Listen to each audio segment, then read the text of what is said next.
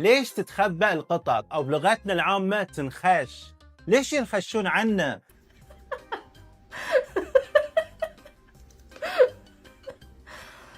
اغلب المربين يمرون بهذا الموقف، يدورون قططهم في كل زاوية في البيت.